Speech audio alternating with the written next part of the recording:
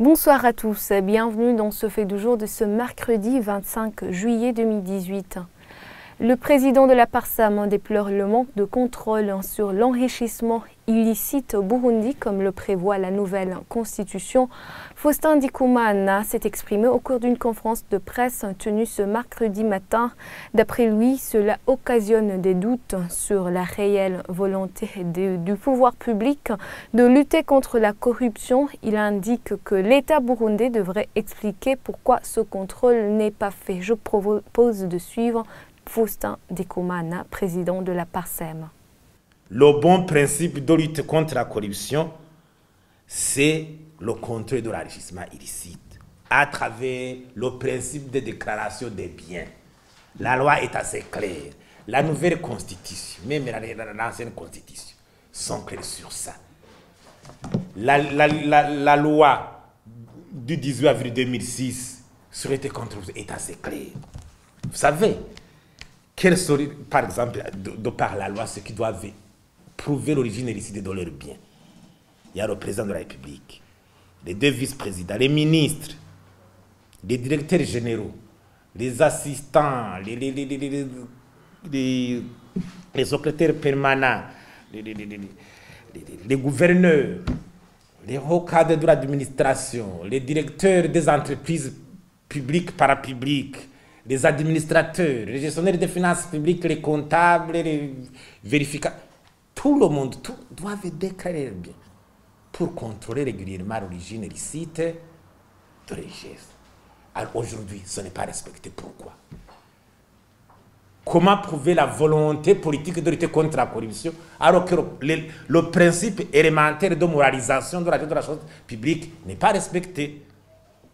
C'est pour cela que la lutte contre la pauvreté devient difficile. On ne peut pas lutter contre la pauvreté dans un pays si l'administration est minée par des intérêts égoïstes liés à l'enrichissement illicite.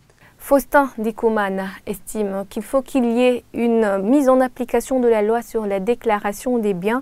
Selon lui, il faudrait également que la mission juridictionnelle de la Cour des comptes soit rétablie. Écoutons encore une fois Faustin Ndikumana. D'abord, il faut une campagne de sensibilisation et de mettre en application la loi sur la déclaration des biens. L'améliorer même pour rendre beaucoup plus efficace et opérationnel. Une campagne, et d'ailleurs, on devrait nous expliquer pourquoi cette bonne pratique n'est pas respectée aujourd'hui. Alors qu'on est censé avoir une volonté d'éradiquer, de lutter contre la corruption. Il faut un audit indépendant, très sérieux des marchés publics. On peut parler même ces 5 dernières années, voir comment les marchés publics ont été octroyés, les gros marchés. Un audit sur ceux qui ont bénéficié des exonérations, même si on parle des 5 dernières années, voir comment, qui bénéficie des exonérations, quel impact. Doter les moyens à la Cour des comptes pour certifier normalement les comptes publics. Rétablir aussi la mission juridictionnelle de la Cour des comptes.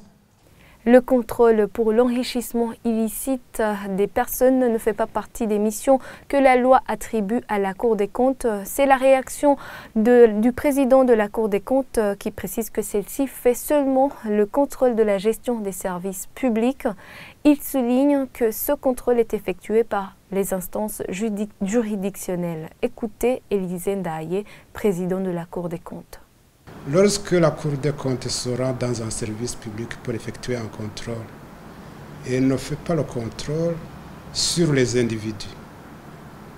Elle fait le contrôle sur les comptes et sur la gestion. Elle regarde les documents comptables, elle regarde les documents de gestion. Elle ne regarde pas les individus. Il conclut à la fin que les comptes sont bien tenus, que la gestion a été bien faite ou mal faite. Mais si à l'occasion, pour les pays qui ont érigé l'enrichissement illicite en infraction, si à l'occasion de ces contrôles, La Cour soupçonne qu'il y aurait eu un enrichissement illicite.